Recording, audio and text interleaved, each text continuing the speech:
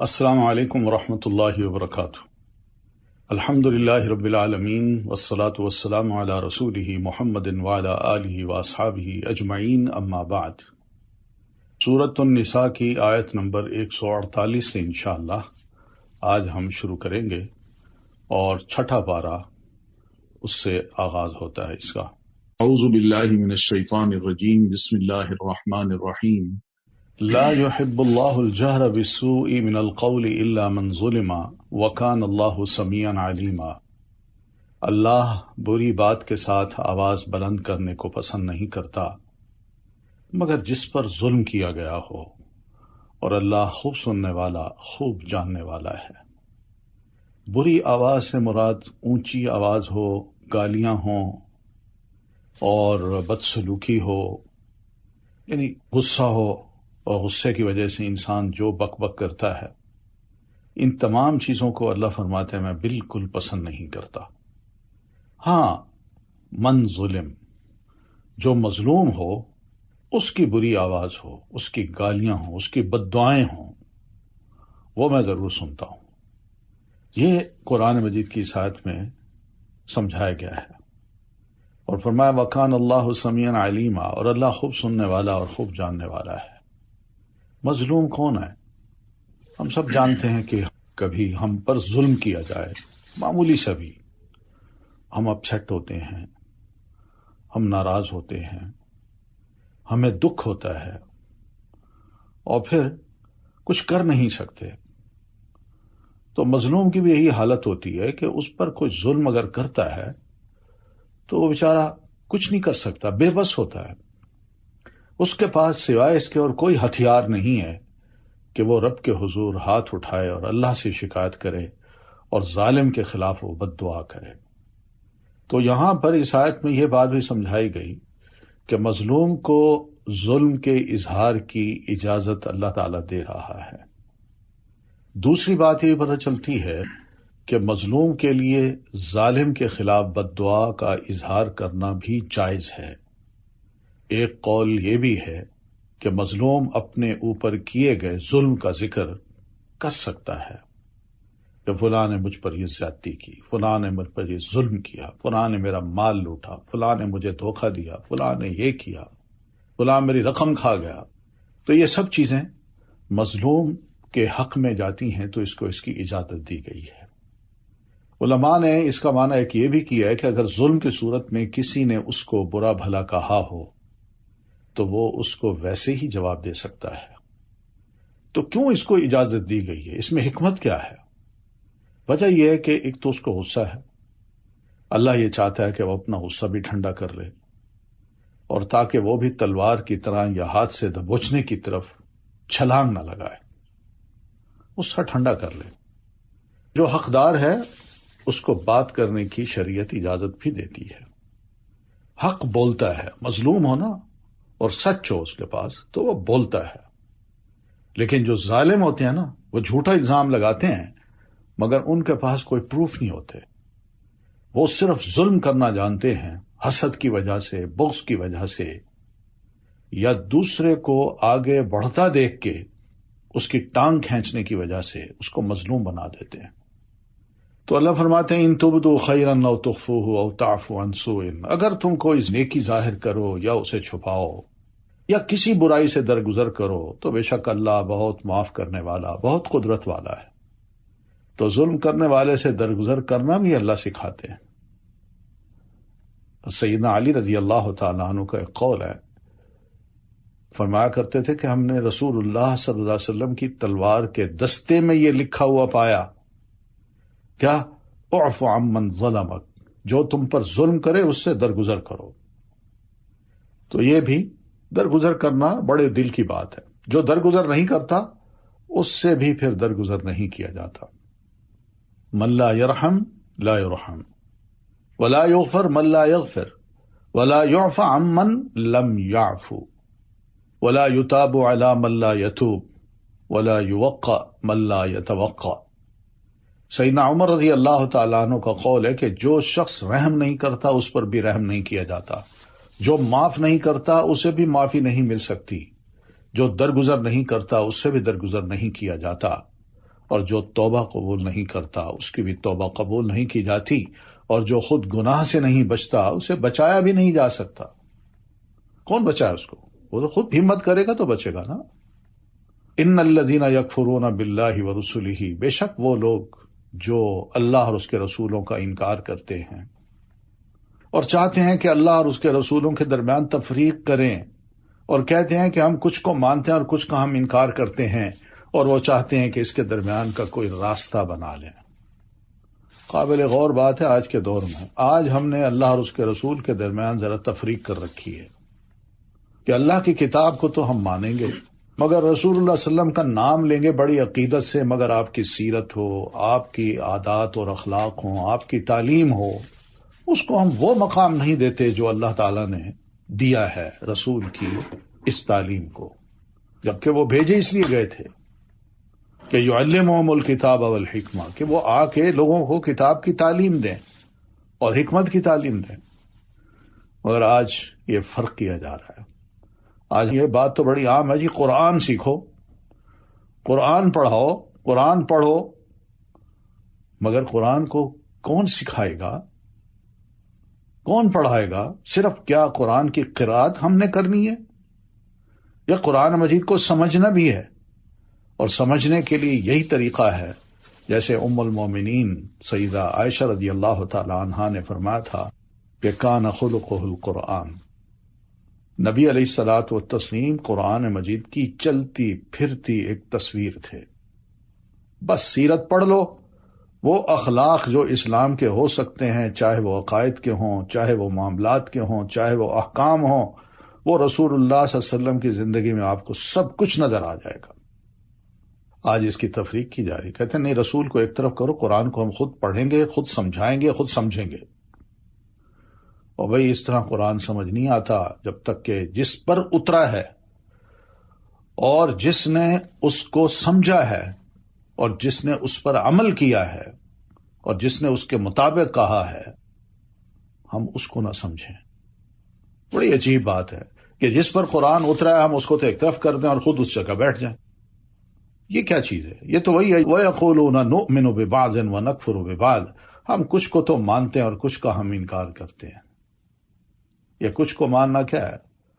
کتاب کو ماننا ہے، رسول کی احادیث اور آپ کی سنت کو نہیں مانتے، یہ مانا بھی ہے۔ یا اللہ کو مانتے ہیں اور اس کے کچھ رسولوں کو مانتے ہیں اور کچھ رسولوں کو نہیں مانتے، بلکہ کیا چاہتے ہیں؟ یریدون ان یتخذوا بین ذلک سبیلا، وہ چاہتے ہیں کہ اس کے درمیان کا کوئی راستہ اپنا لیں، دونوں خوش ہو جائیں، ہم بھی آزاد رہیں، ہم پر کوئی قدغن نہ ہو، پابندی نہ لگے کہ یوں کرو یوں بیٹھو۔ اللہ کے رسول صلی اللہ علیہ وسلم کی سیرت یہ ہے، اور اللہ کے رسول صلی اللہ علیہ وسلم دائیں ہاتھ سے کھاتے تھے، دائیں ہاتھ سے پیتے تھے، بیٹھ کے کھاتے، بیٹھ کے پیتے، مطلب وہ چیزیں وہ نہیں چاہتے، کہتے کچھ کام ایسے کرو کہ اپنے آپ کو ریجڈ نہ بناؤ۔ اور بھئی یہ کیا پھر طریقہ ہے؟ کس نے کہا ہے یہ؟ کیا دین پر عمل کرنا، رسول اللہ صلی اللہ علیہ وسلم کی سنت پر عمل کرنا یہ ریجڈٹی ہے؟ وہ ہوش کا ناخن لینے چاہیے ہمیں۔ قرآن مجید کی آیات کو سمجھیں۔ قرآن مجید میں اللہ فرماتے ہیں اولئک هم الکافرون حقا، یہی لوگ دراصل حقیقی کافر ہیں، اور ہم نے کافروں کے لیے رسوا کرنے والا عذاب تیار کر رکھا ہے۔ والذین آمنوا باللہ ورسلہ، مگر جو لوگ اللہ اور اس کے رسولوں پر ایمان لائے اور انہوں نے ان میں سے کسی ایک کے درمیان بھی تفریق نہیں کی، جی ہاں یہ دیکھیے، اولئک سوف یؤتیہم اجورہم، یہی وہ لوگ ہیں جنہیں وہ ان کے اجر ضرور عطا کرے گا، اور اللہ بہت بخشنے والا نہایت رحم کرنے والا ہے۔ یسألک اہل الکتاب، اللہ کے رسول آپ سے اہل کتاب مطالبہ کرتے ہیں کہ آپ ان پر آسمان سے ایک کتاب اتار لائیں، تب مانیں گے۔ اللہ فرماتے ہیں یہ تو معمولی سے سوال ہے۔ فقد سألوا موسیٰ اکبر من ذلک، حقیقت میں انہوں نے موسیٰ علیہ السلام سے اس سے بڑی چیز کا مطالبہ کیا تھا۔ کیا کہا تھا انہوں نے؟ فقالوا ارنا اللہ جہرۃ، ہمیں اللہ کو سامنے دکھاؤ، تم سے بات کرتا ہے ہم سے بھی کرے اور ہمارے سامنے آ جائے، تب ہم مانیں گے۔ لن نؤمن حتی نری اللہ جہرۃ، کتنی بڑی بات ہے۔ تو فَأَخَذَتْهُمُ الصَّاعِقَةُ بِظُلْمِهِمْ، تو ان کے ظلم کی وجہ سے بجلی کی کڑک نے انہیں پکڑ لیا. پھر اس کے باوجود کہ ان کے پاس واضح نشانیاں آ چکیں، انہوں نے بچھڑے کو معبود بنا لیا. یعنی رسول موجود تھا، سیدنا موسیٰ علیہ السلام کے بھائی ہارون وہاں ان کے درمیان موجود تھے، تعلیم موجود تھی، اس کے باوجود بھی بچھڑے کی عبادت. آج یہی بچڑا ہے جو ہم مسلمانوں کے دلوں میں بھی بیٹھا ہوا ہے. اس کی محبت سب سے زیادہ ہے، اور اللہ اور اس کے رسول کی جو محبت ہے، آپ کی اطاعت ہے، وہ بہت کم ہے. ثم اتخذوا العجل من بعد ما جاءتهم البينات، پھر اس کے باوجود کہ ان کے پاس واضح نشانیاں آ چکی، انہوں نے بچڑے کو معبود بنا لیا. پھر بھی ہم نے ان سے درگزر کیا، اس لیے کہ اللہ کے نبی بیچ میں موجود تھے، وہ ان کی اصلاح کر رہے تھے اور کرتے جا رہے تھے، اور ہم نے موسیٰ علیہ الصلاۃ والتسلیم کو واضح غلبہ عطا کیا. یعنی اللہ کے رسول تھے تو ساری قوم ان سے مروب تھی، وہ سمجھاتے، دلائل دیتے کہ ان کی عقل میں بات بیٹھتی. تو یہ غلبہ تھا جو سیدنا موسیٰ علیہ السلام کا تھا، جس کی وجہ سے ہم نے ان کو درگزر کیا. میں کہا ٹھیک ہے، کام کرتے جاؤ، معافیاں مانگتے جاؤ، سمجھتے جاؤ، پھر بھی ہم درگزر کریں گے. لیکن جب کھلا تم انکار کر دو تو پھر کیا ہوگا؟ وَرَفَعْنَا فَوْقَهُمُ الطُّورَ بِمِيثَاقِهِمْ، اور ہم نے ان سے پختہ عہد لینے کے لیے کوہ طور کو ان پر اٹھایا، اور ان سے کہا، یہ ایک دوسرا واقعہ، کہ دروازے میں عاجزی سے جھکتے ہوئے داخل ہو جاؤ. اور ہم نے ان سے یہ بھی کہا کہ تم ہفتے کے دن میں زیادتی نہ کرو، اور ہم نے ان سے پختہ عہد لیا. یہ بڑی بڑی باتیں ہیں. یہ آپ سے کہتے ہیں جناب آسمان پر سے ہمارے لیے کوئی کتاب اتروائیں. فَبِمَا نَقْضِهِمْ مِيثَاقَهُمْ، ان کی حالت تو یہ تھی کہ ان کے عہد توڑنے اور اللہ کی آیات کے ساتھ کفر کرنے اور انبیاء کو ناحق قتل کرنے اور ان کے کہنے کے سبب کہ ہمارے دل غلافوں میں ہیں. یعنی اب ہمیں کوئی نہ سمجھائے، ہمارے دل میں جو علم ہے بس وہ نہ باہر نکل سکتا ہے، اور نہ باہر کا کوئی نئی وحی کا علم ہمارے دل میں داخل ہو سکتا ہے. تو اس طرح جب انہوں نے باتیں کی تو اللہ فرماتے ہیں لعناہم، ہم نے ان پر لعنت کی، بلکہ اللہ نے ان کے کفر کی وجہ سے ان کے دلوں پر مہر لگا دی. تو وہ کم ہی ہیں جو ایمان لاتے ہیں. وَبِكُفْرِهِمْ وَقَوْلِهِمْ، اور ان کے کفر کرنے اور مریم پر بہت بڑا بہتان لگانے کی وجہ سے بھی ہم نے انہیں اپنی رحمت سے دور کر دیا. وَقَوْلِهِمْ، اور ان کے یہ کہنے کی وجہ سے کہ بے شک ہم نے ہی اللہ کے رسول مسیح عیسیٰ ابن مریم کو قتل کیا. وہ کہاں ہے؟ وہ تو کوئی آسمان پہ نہیں چڑھ. اور وما صلبوہ، اللہ فرماتے ہیں حالانکہ انہوں نے اسے قتل نہیں کیا، یعنی سولی پہ نہیں چڑھایا، ولکن شبہ لہم وما قتلوہ وما صلبوہ، حالانکہ انہوں نے اسے قتل نہیں کیا اور نہ اسے سولی پر چڑھایا، بلکہ یہ معاملہ ان پر مشتبہ بنا دیا گیا تھا. مشتبہ کیا؟ وہیں پر کوئی اور آدمی تھا، اس کو سمجھا انہوں نے کہ شاید یہی عیسیٰ ہیں، اور عیسیٰ علیہ السلام کو اللہ تعالیٰ نے وہیں سے اوپر اٹھا لیا. اگلی آیت دیکھیے. اور بے شک جنہوں نے اس میں اختلاف کیا ہے. کیا اختلاف؟ ایک کہتا ہے قتل کیا ہے، دوسرا کہتا ہے سولی پہ چڑھ گئے ہیں. یقیناً وہ اس کے بارے میں شک میں پڑے ہوئے ہیں. یہ ہے قرآن مجید کا فیصلہ. ما لہم بہ من علم الا اتباع الظن، انہیں اس کے بارے میں کوئی علم نہیں سوائے گمان کی پیروی کرنے کے. گمان ہے کہ ہم نے قتل کر دیا. اللہ فرماتے ہیں شبہ لہم، وہ معاملہ ہی ان پر مشتبہ بنا دیا گیا تھا.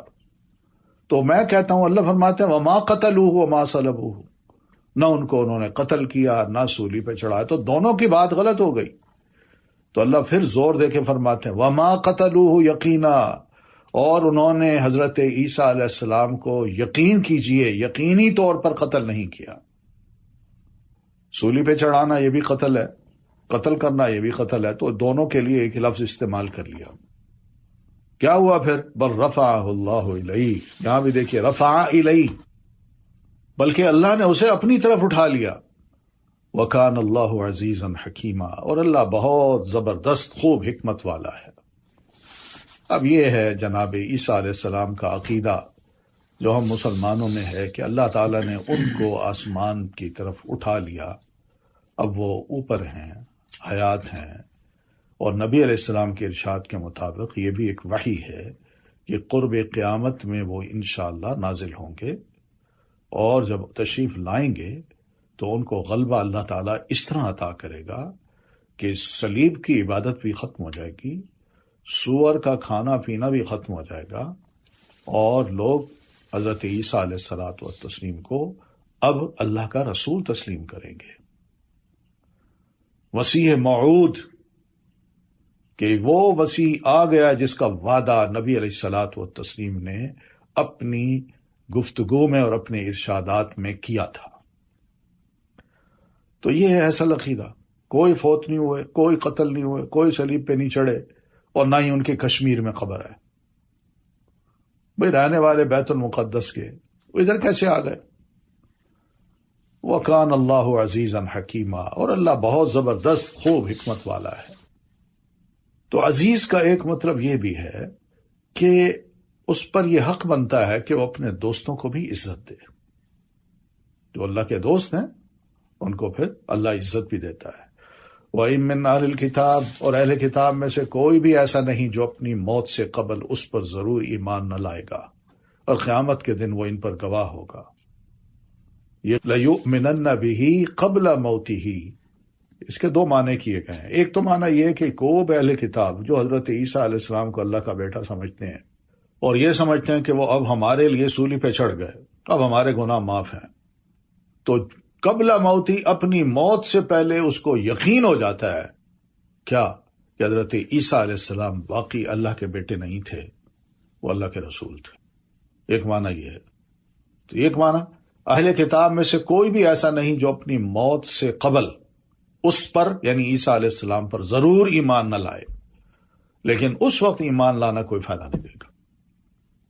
ایک تو یہ معنی ہے۔ دوسرا یہ معنی ہے کہ اہل کتاب میں سے کوئی ایسا نہیں مگر یہ کہ ضرور وہ ایمان لائے گا سیدنا عیسیٰ علیہ السلام پر قبل موت ہی، حضرت عیسیٰ علیہ السلام کی موت سے پہلے، کیونکہ انہوں نے واپس آنا ہے، ابھی تو وہ فوت نہیں ہوئے، موت تو نہیں آئی ان کو، ابھی تو اوپر اٹھا لیے گئے ہیں، واپس تشریف لائیں گے، اپنی طبی عمر پوری کریں گے، اور پھر اس کے بعد ان کو موت آئے گی، اور ان کی موت سے پہلے کوئی بھی کتابی نہیں ہوگا، سب مومن بن جائیں گے، اور حضرت عیسیٰ علیہ الصلوۃ والتسلیم کو سبھی مانیں گے، کوئی بھی کرسچن نہیں رہے گا، کوئی جو نہیں رہے گا، کوئی مسلمان، سبھی حضرت عیسیٰ علیہ الصلوۃ والتسلیم پر ایمان لائیں گے کہ ہاں واقعی آپ ہیں وہ مسیح موعود جن کا وعدہ ہمیں کیا گیا ہے قرآن مجید میں بھی اور پیارے رسول صلی اللہ علیہ وسلم کے ارشادات میں بھی۔ وَيَوْمَ الْقِيَامَةِ يَكُونُ عَلَيْهِمْ شَهِيدًا، اور پھر قیامت کے روز وہ ان پر گواہ بھی ہوگا کہ کس کس نے مجھے رسول مانا اور کس کس نے مجھے اللہ کا بیٹا مانا۔ تو بہرحال عیسیٰ علیہ السلام کے آنے کے بعد اسلام کے سوا باقی تمام ادیان ختم ہو جائیں گے، یہ ایک حقیقت ہے۔ ان کی صفات بھی نبی علیہ الصلوۃ والتسلیم نے بتائی ہیں۔ آپ فرماتے ہیں وہ درمیانی قامت والے ہیں، ان کا رنگ سرخ و سفید ہوگا، وہ ہلکے زرد رنگ کے لباس میں ملبوس ہوں گے، ایسے محسوس ہوگا جیسے ان کے سر سے پانی ٹپک رہا ہو، حالانکہ نمی یعنی پانی انہیں لگا نہیں ہوگا۔ انتہائی نظیف اور چمکدار رنگ کے ہوں گے۔ یہ ہے وہ مسیح دجال کو ہلاک کریں گے۔ عیسیٰ علیہ السلام زمین میں 40 سال رہیں گے، پھر ان کی وفات ہوگی اور سبھی مسلمان ان کا جنازہ پڑھیں گے۔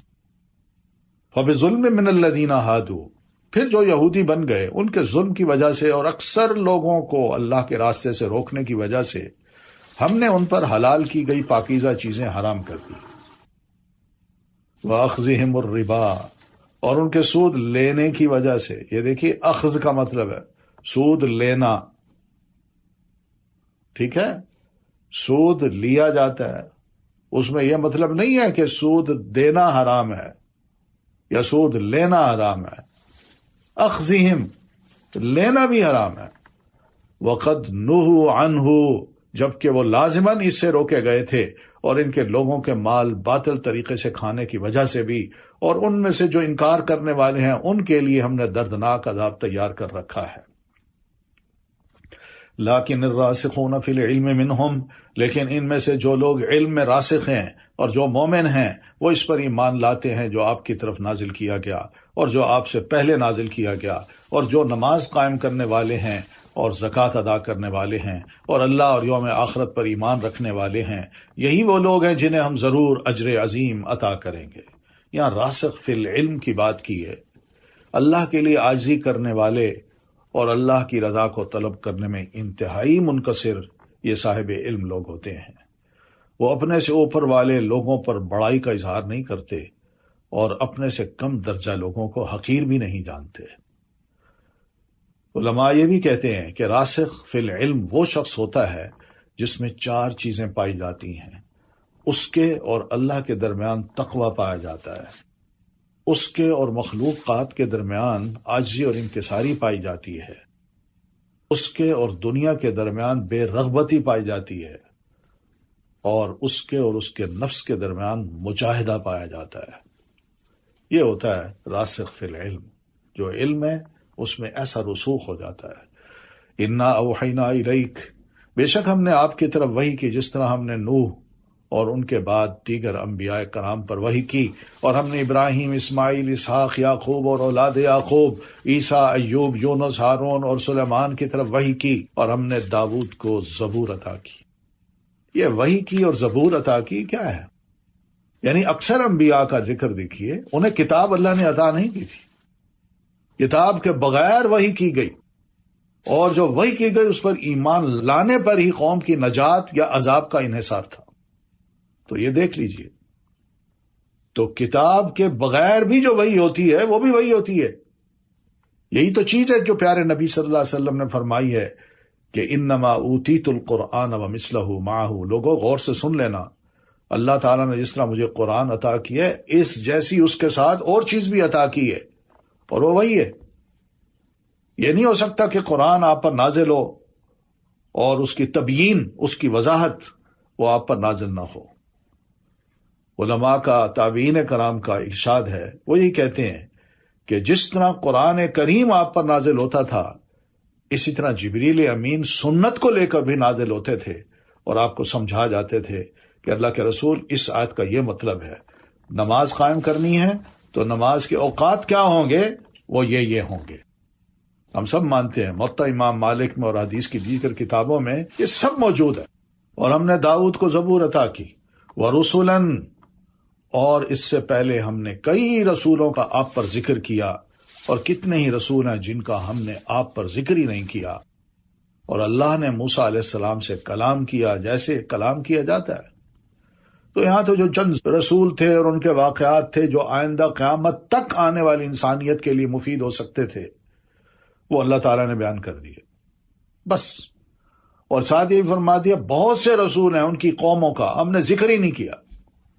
وَقُرُونًا بَيْنَ ذَلِكَ، اور ان کے درمیان بڑے لمبی لمبی صدیاں ہیں، تو ان کا تو ہم نے ذکر ہی نہیں کیا۔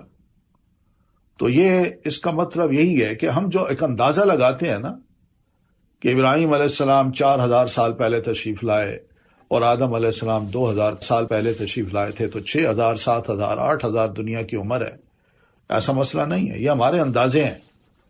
بس قرآن مجید کی یہ بات ہمیں سمجھاتی ہے کہ واقعی بڑے لمبے لمبے عرصے کا ذکر اللہ تعالیٰ نے کیا ہی نہیں، جو ہمارے لیے ضرورت تھی اس کو اللہ نے ذکر کیا بس۔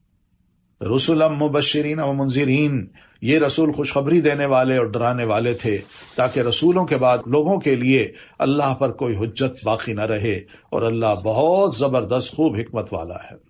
رسول جب آتے ہیں نا تو وہ بندوں پر حجت بن جاتے ہیں۔ رسول آتے ہیں اپنے ماننے والوں کو وہ خوشخبریاں دیتے ہیں، اور نہ ماننے والوں کو وہ وارننگ دیتے ہیں، صاف صاف کہتے ہیں کہ اللہ کے ساتھ، میرے ساتھ کوئی کفر نہ کرنا، اور اللہ کے ساتھ کسی دوسرے کو شریک عبادت نہ کرنا، یا اللہ کے راستے سے نہ بھٹکنا، یہ سب کہتے ہیں، ورنہ لوگوں کے پاس حجت ہوتی۔ تو اس وجہ سے ان کا کام یہی ہوتا ہے کہ وہ ہر بات کو آ کے واضح کر جائیں۔ لیکن اللہ یشہد بما انزل الیک، لیکن اللہ گواہی دیتا ہے کہ جو اس نے آپ کی طرف نازل کیا اسے اپنے علم کے ساتھ نازل کیا، اور فرشتے بھی گواہی دیتے ہیں، اور کافی ہے اللہ گواہ۔ یعنی جو کچھ قرآن میں اتارا ہے یہ اللہ کا علم ہے، اس نے جانتے بوجھتے یہ سب کچھ اتارا ہے۔ اور کیا جو اس نے اتارا ہے، کیا اس کا فائدہ نہیں ہے؟ کیا اس کا انسانوں کو نقصان ہے؟ کیا جو اس نے اتارا ہے، جو کہا ہے ویسے ہی نہیں ہو پا رہا؟ یہ اللہ کا علم ہے بھائی، حال کا بھی ہے، ماضی کا بھی ہے، اور مستقبل کا بھی ہے۔ یہ ہمارے لیے حال، ماضی اور مستقبل ہے، ورنہ اللہ تعالیٰ کے لیے کچھ نہیں۔ لیکن اللہ کو پتا ہے، سب کچھ پتا ہے، اس نے اپنے علم سے، اندازوں سے نہیں، علم سے۔ تو قرآن بھی اللہ کا علم ہے، اور افضل انسان مسلمانوں میں وہی ہو سکتا ہے جو قرآن کے اس علم پر عمل کرے۔ ان الذین کفروا، بے شک وہ لوگ جنہوں نے کفر کیا اور اللہ کے راستے سے روکا، یقیناً وہ گمراہی میں بہت دور نکل گئے۔ ان الذین کفروا وظلموا، بے شک وہ لوگ جنہوں نے کفر کیا اور ظلم کیا، اللہ انہیں ہرگز نہ بخشے گا اور نہ انہیں کسی راستے کی ہدایت دے گا۔ الا طریق جہنم، ہاں سوائے جہنم کے راستے کے جس میں وہ ہمیشہ ہمیشہ رہنے والے ہیں، اور یہ بات اللہ پر بہت آسان ہے۔ یا ایھا الناس، لوگو، قد جاءکم الرسول بالحق من ربکم، یقین مانو یہ رسول تمہارے پاس تمہارے رب کی طرف سے حق لے کر آیا ہے۔ اب یہ سبھی انسانوں کو اللہ مخاطب کر رہا ہے، دنیا کے کسی کونے میں بسنے والا کوئی انسان، اس کا جو بھی مذہب ہے، اس کو اللہ تعالیٰ ایڈریس کر رہا ہے۔ تو اس کا دوسرا مطلب یہ ہے کہ یہ قرآن مجید جو ہے نا، یہ قیامت تک کے لیے سبھی انسانوں کو دعوت دیتی ہے کہ رسول اللہ صلی اللہ علیہ وسلم جو کچھ بھی لائے ہیں اپنے رب کی طرف سے لائے ہیں، آپ کا اپنا گھڑا ہوا نہیں ہے، اور جو کچھ لائے ہیں اس میں جو کچھ ہے یہ سچ ہے، یہ محض کوئی خوشخبریاں نہیں ہیں، پیشین گوئیاں نہیں ہیں، یا دھمکیاں نہیں ہیں، یا یہ بھی نہیں ہے کہ انسان اس طرح تفریق میں رہیں اور پھر اس کے بعد سب کوئی اپنے مطابق، اپنے فیصلے کے مطابق، اپنی سوچ کے مطابق یہی سمجھیں کہ ہم جنت میں جائیں گے اور دوسرے دوزخ میں جائیں گے۔ نہیں، جو کچھ رسول لے کے آیا ہے، یہ قرآن ہو، اس کی تعلیمات ہوں، اس کا اپنا کہنا ہو، اس کا اپنا کرنا ہو، یہ سب یاد رکھیے، یہ برحق ہے اور تمہارے رب کی طرف سے ہے۔ فآمنوا، لہذا ایمان لے آؤ، خیر لکم، تمہارے ہی لیے بہتر ہے، تمہاری خیر خواہی کی جا رہی ہے۔ وَإِن تَكْفُرُوا، اگر تم نہ مانو تو بے شک اللہ ہی کے لیے ہے جو کچھ آسمان اور زمین میں ہے، اور اللہ بہت علم والا، بہت حکمت والا ہے، پھر اس کو ضرورت نہیں ہے۔ یہ نہ سمجھو کہ تم مانو گے تو اس کی بڑائی کوئی بڑھ جائے گی اور نہ مانو گے تو اللہ تعالیٰ بہت چھوٹا ہو جائے گا، ایسا مسئلہ نہیں ہے۔ کوئی اس کو ہمارا ماننا یا نہ ماننا اس کی بڑائی کو ختم نہیں کر سکتا، وہ ہمیشہ اکبر ہی رہے گا۔